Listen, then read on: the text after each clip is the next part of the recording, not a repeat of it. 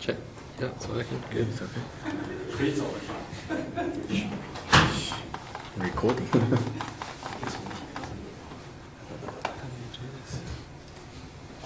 All right, when you're ready, Jikai. Okay. So can you help me to click the... Yeah, sure. Yeah. Okay. Good afternoon, everyone. Welcome to our final seminar. And our project group is 32.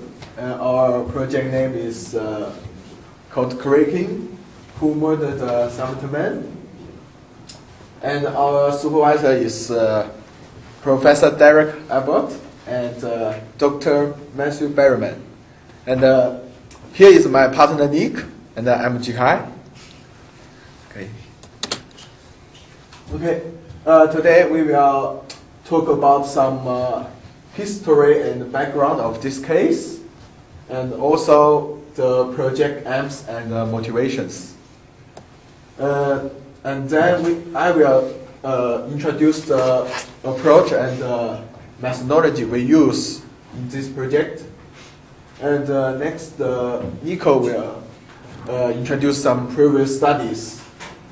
And then is specific tasks. And Nico will also introduce the project management about our group. And then is the relationship to the career path and some reference and the question tab. Okay, here is the dead man. And who is he? No one knows. And he is found at 6:30 a.m. on the 1st of December 1948. And the reason caused his death is unknown until now. And the location is on the Somerton Beach, South Australia. And why did the public show significant interest in this case until now? There are some reasons. The first is the man is not any identifications. And the second is the cause of the death was unknown and potentially an undetectable poison. Also, the case is happened during the high tensions of the Cold War between the USA and Soviet. And also a page from a book with some letters written on it was found in the man's pocket. And these letters have been mysterious until today. Okay, here is some existing evidence. First is a brown shoe case, which is found at Adelaide railway stations. See? And a package of thread was found inside the shoe case that was used to repair the lining in the trousers of the Somerton man was wearing. And here is a scrap of paper. And this is found in the man's trouser pocket. And this word is translating to is finished in Persian. And also, these letters written on the page is from the Rubaiyat. And here is the clear one. You can see there are 4 lines. And our project aims and motivations. In this project, our group will attempt to solve a suspect murder case, which took place in Adelaide in 1948. And the main aim is to crack the code in order to solve the mystery. But this may be somewhat unrealistic as the code has remained uncorrect for many years. However, we will use some computation techniques to attempt the decryption. Okay, now is the approach and methodology we use in this project. The first is p-value. And in statistics, the p-value is a function of the observed sample results that is used for testing a statistic hypothesis. And we will use the p-value to do some simple tests to determine if the English was the language in the origin messages. And here is an example for the p-value. And if you see the middle part of the graph, this is more likely observations. And the two sides is very unlike observations. So assume if our p-value is in the middle of the graph, it means our assumption is correct. But unfortunately, if our p-value is in the two sides of the graph, it means our assumption is not correct. And next is the chi-square test. And the chi-square is a statistical test and is commonly used to compare the observed data with the expected data. And it's a non-parametric test, and it doesn't care about the distribution of the samples. And also the goodness of fit test, meaning is measured how closely one group of data is related to another. And we will use the chi-square test to calculate and analyze our task 1. And here is an example of the chi-square test. And this is from our Excel file. And this column is we choose the English as the sample. And this column is the letters of A appears in the samples. The third column is the frequency of the letters in the sample. And the first column is the number of the letters disappear in the code. And the final column is the frequency that later in the code. And we use this formula to do the chi-square test, which is observed value minus the expected value, then power 2, and divided by the expected value.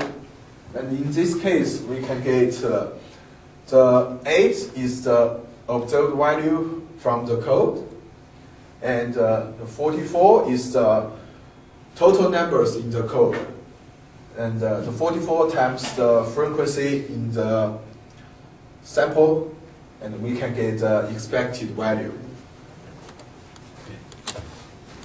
Okay. Next is N-gram model, and the N-gram model is a type of probabilistic language model for predicting the next item in a sequence in the form of N-1 order. And we will be using an N-gram database to find common groups of words for a variety of initialism. And here also example for the N-gram model. And we choose live from the Somerton Code as the sample sequence. If we do the first gram sequence, it will become MLIA and so on. And we also can do the second gram sequences.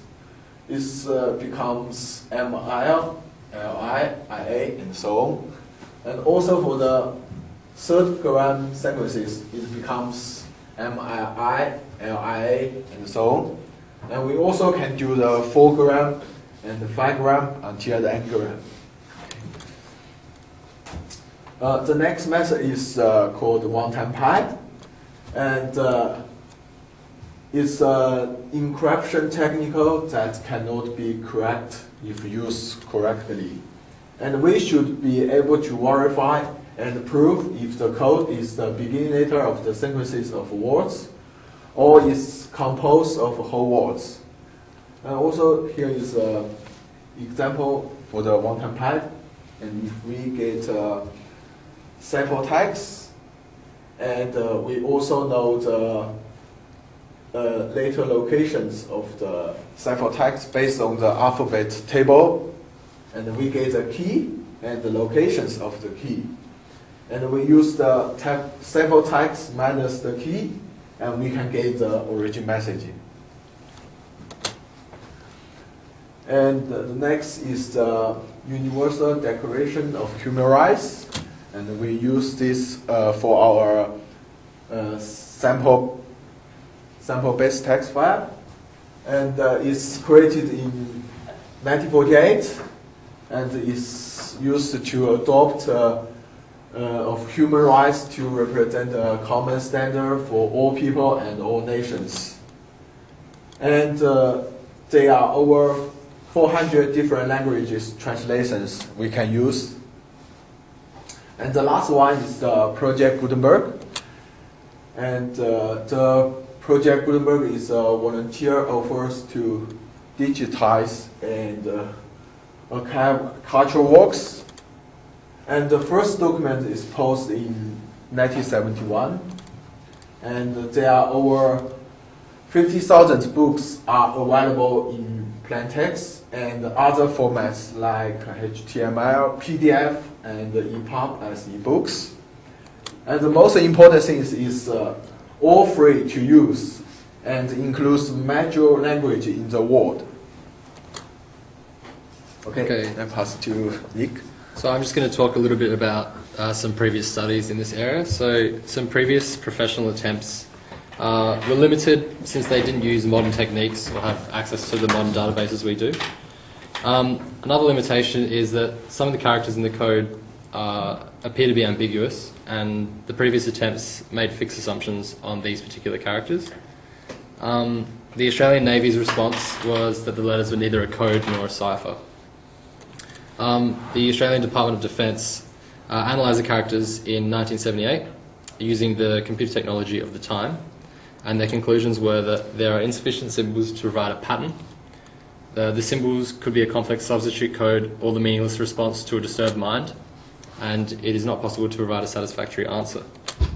Some previous studies undertaken by previous honours projects include letter frequency analysis on a variety of base texts in a number of languages, initial letter and sentence letter probabilities, probabilities of known cipher techniques, the use of one-time pads, the design of a web crawler, the analysis of what type of text the code is likely to be from, implementation of some pattern matching software, a 3D generated reconstruction of the bust of the Somerton man seen in Figure 8, and the analysis of mass spectrometer data taken from the Somerton man's hair.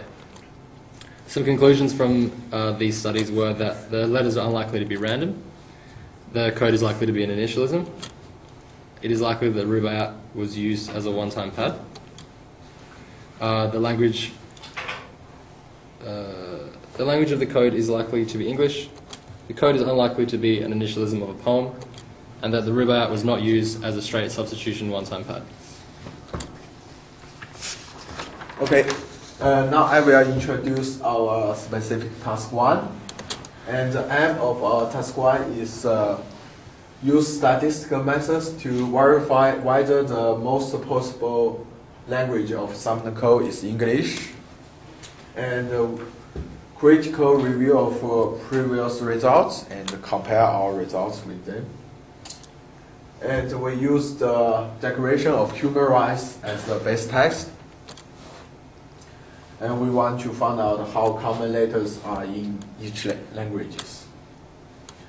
And the method we use for the task 1, we first try to use the ANOVA single factor, which is a parametric test, but it did not produce valued results since it used mean and standard deviations of letter frequencies, and is used for the parametric test, and it requires the sample obey the normal distributions. And we choose a non-parametric test called a chi-square test to use. And doing our chi-square value calculations, there are some problems. The count number of some letters from the declaration was 0. And if we use the chi-square value formulas, and we will get expected value becomes 0.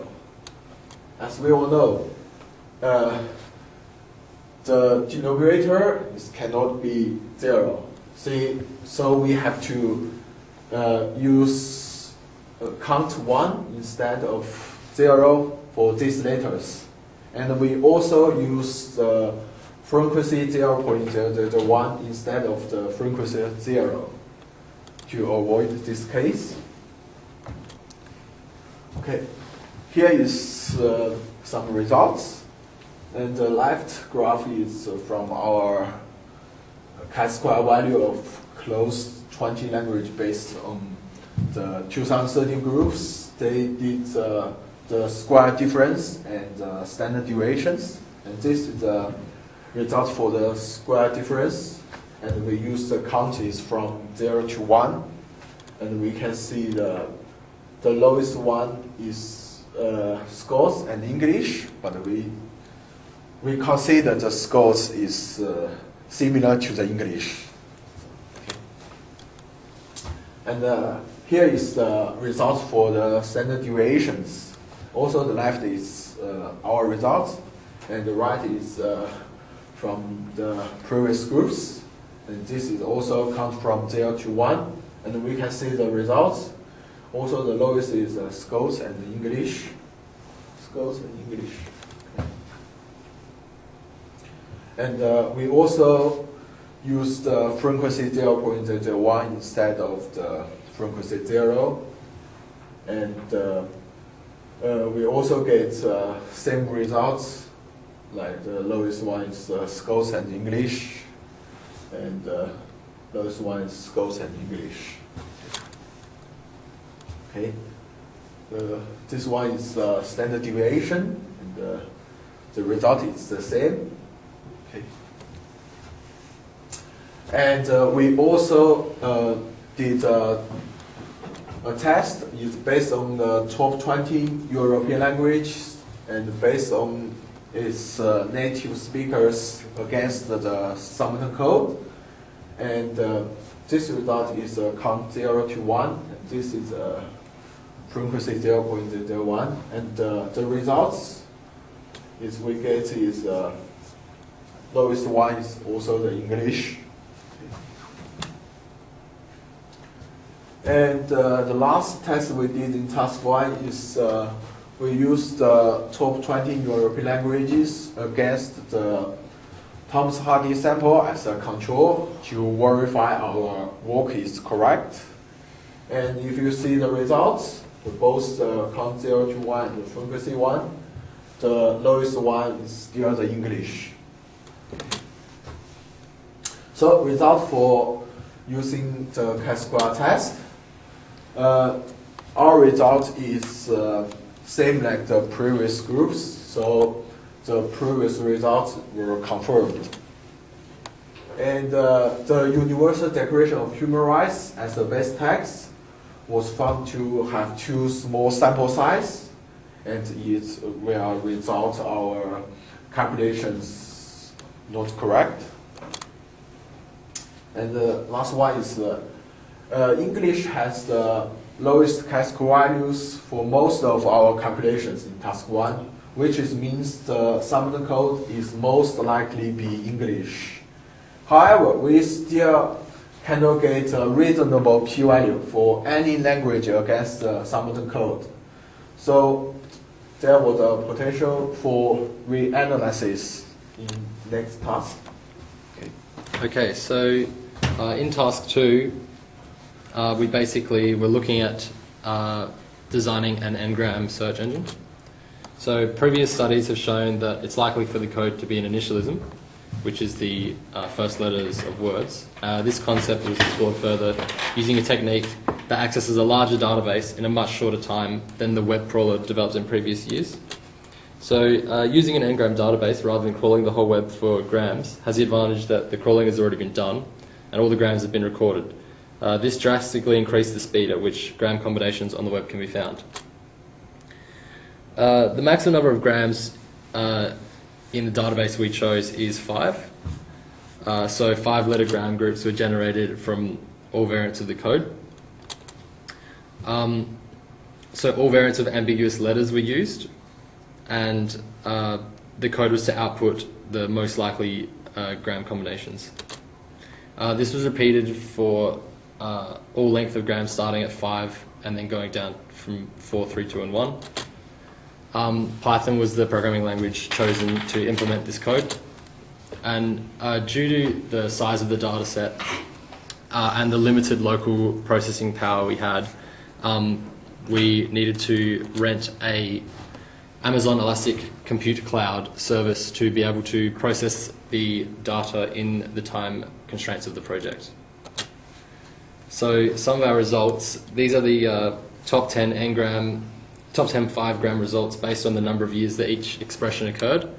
So some of our top results were that such a man should, of it was to be, is the man that it was to be in, of it were to be, so a man sharpeneth thee, etc. So these were the 5-letter combinations that appeared in the most number of years from the database. And then so we used these results and ranked them in terms of the frequency that they occurred, and then used a sliding window to do 5-gram searches and concatenate them.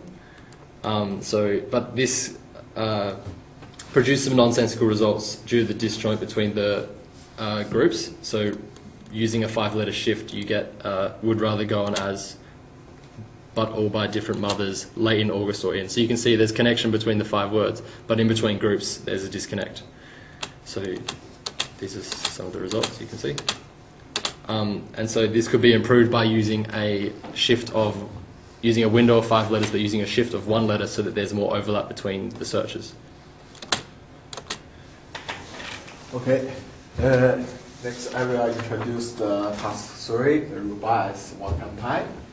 So the aim for the task 3 is to investigating that the letters have been substituted for others using a one-time pi technical and using the code and the Rubaiyat's pi.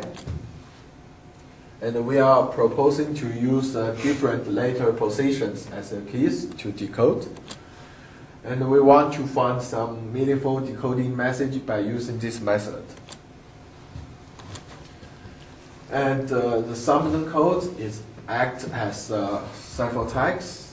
The plan of the code was designed to be deciphered using a key, and the Rubaiyat acts as the one-time pi.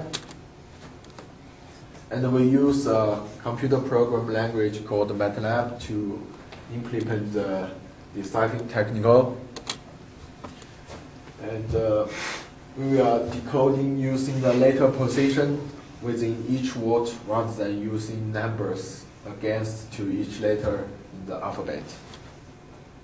Also, we are decoding using the last letter of each word. Also, the last, we have to verification using our own encoded message. And here is a quick example for the task 3. And this graph is from the Rubaiyat. And first, we are assuming we have the code message AFM. And we will use the second letter position to decode it. And next program will search the Rubaiyat from beginning to end until it's found the first word that begins with A. And we will see this is the first word. And this will then be decoded to the second letter in the same word. In this word, the second letter is W. And the program will repeat for the rest letters of F and M in the code. And we can see this is for F, this is for M. So we should get the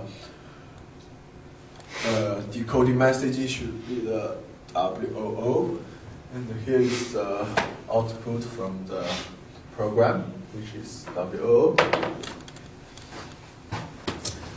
Okay, next is the result by using the second letter as the location, and here we use the Rubaiyat is without formatting. It means it includes all the symbols, punctuations, and some long letters parts.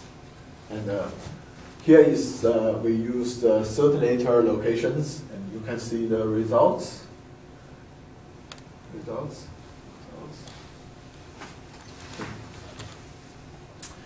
And we also using the Rubaiyat with formatting. It means it's clear all the non-letter parts.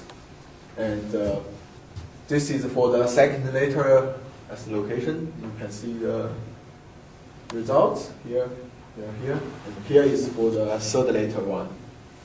Also the results.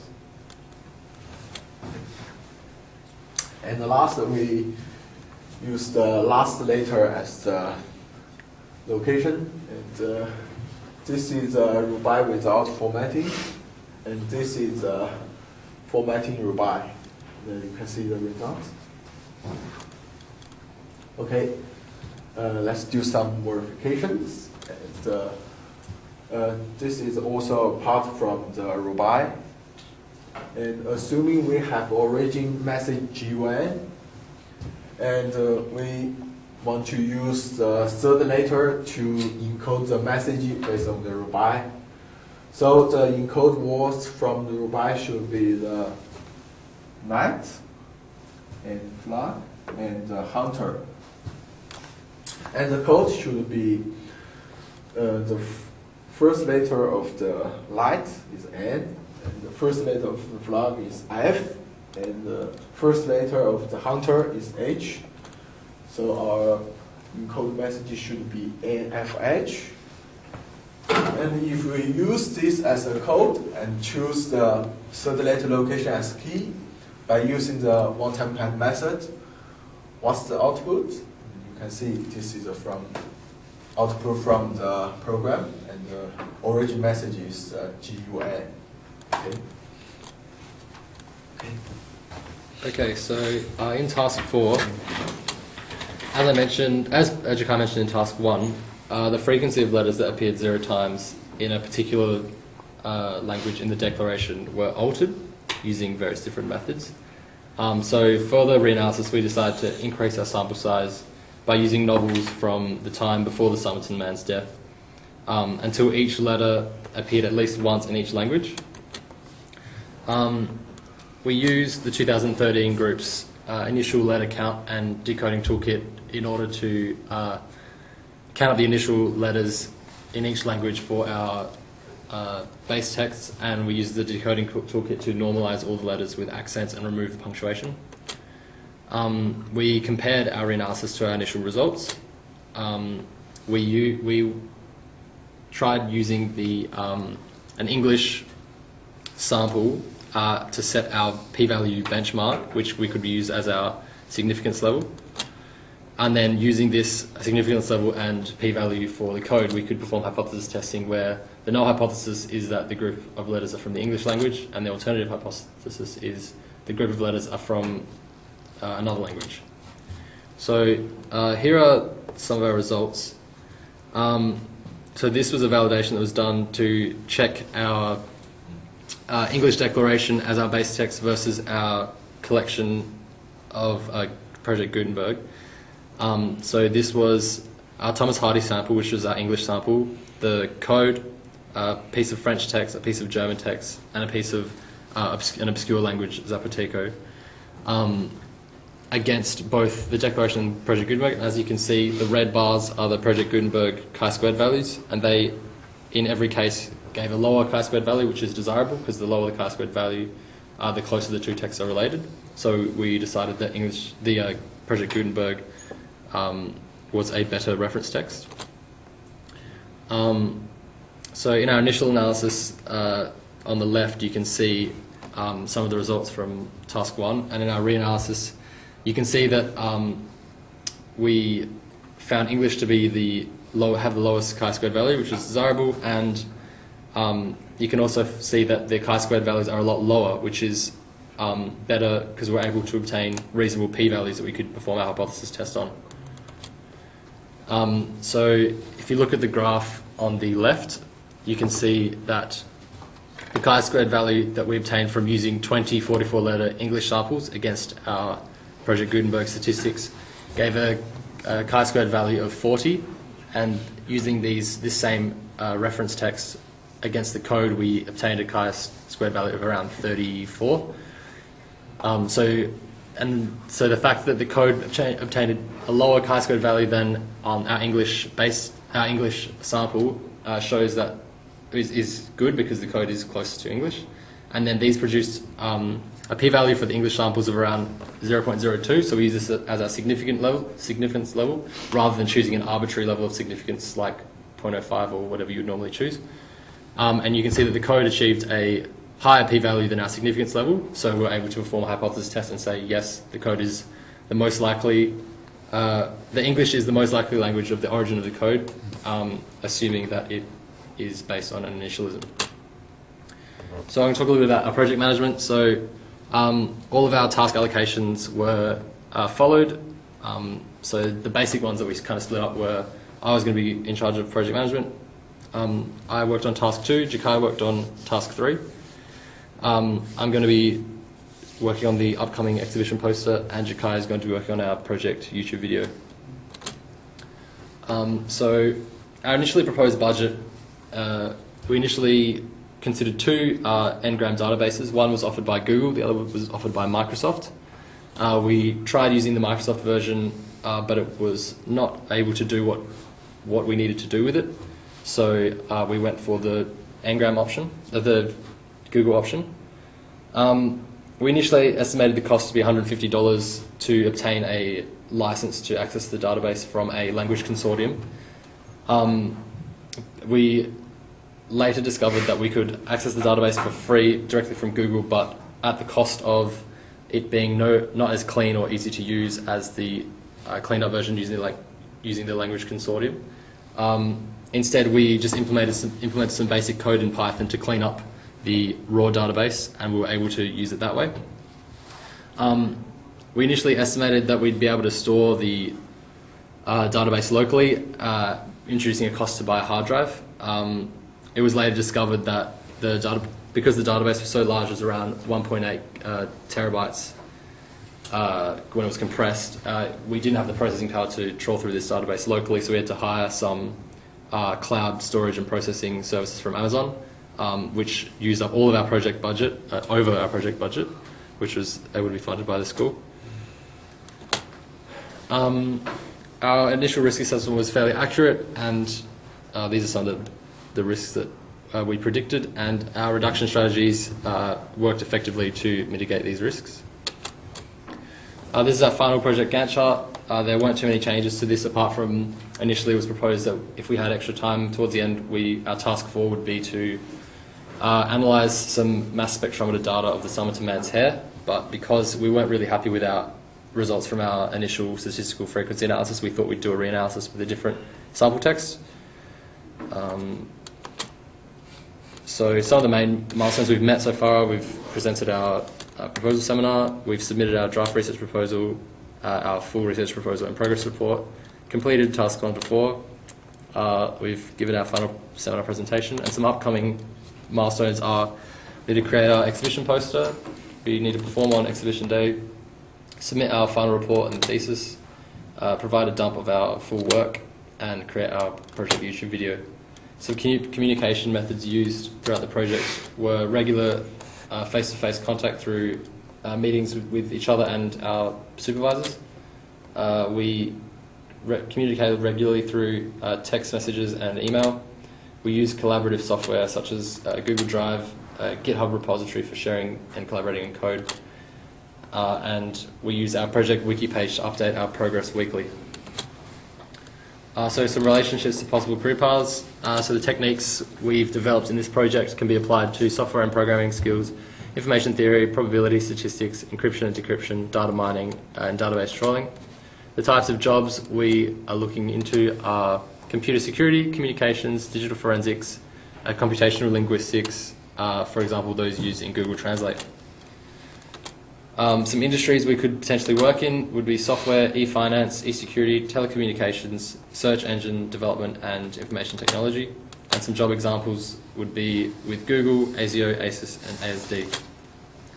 So some future work for our group are to increase our English base text letter frequency sample size, to increase the number of 44-letter English benchmarks, to increase the accuracy of our significance level. Some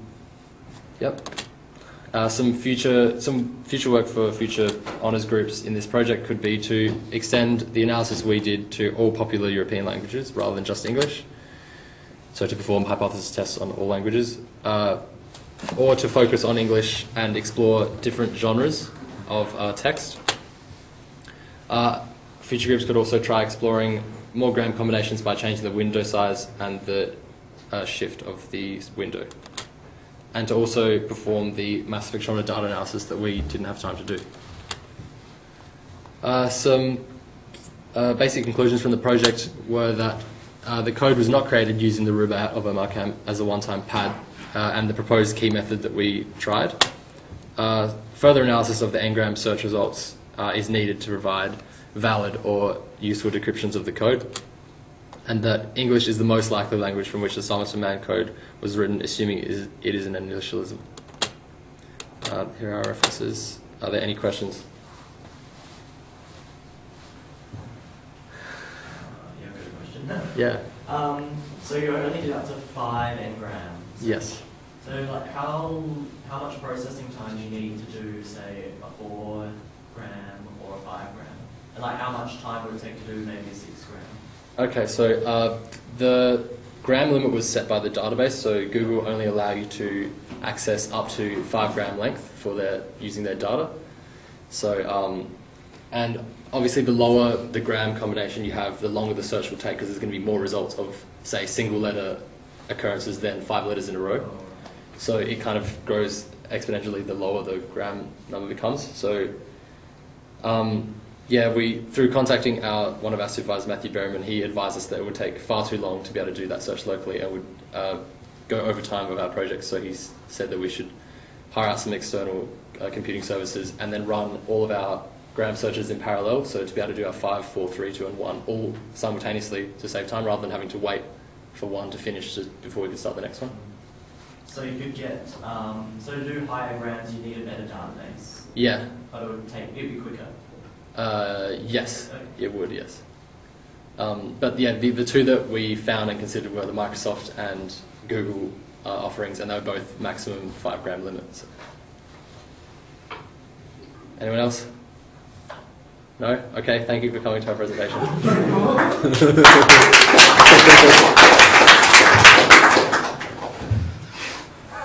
Okay.